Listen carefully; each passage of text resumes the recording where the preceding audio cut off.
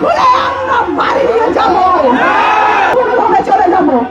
আর যদি না দেয়, নির্বাচন কমিশনারের দেয়ালের ইট খুলে দেব, একটা ইট খুলে আমরা বাড়ি নিয়ে যাবো। তাদের বাসা বাড়ির অফিসের গ্যাসের লাইন কেটে দেব, বিদ্যুতের লাইন কেটে দেব, দুর্বার আগুন জ্বালিয়ে দিব।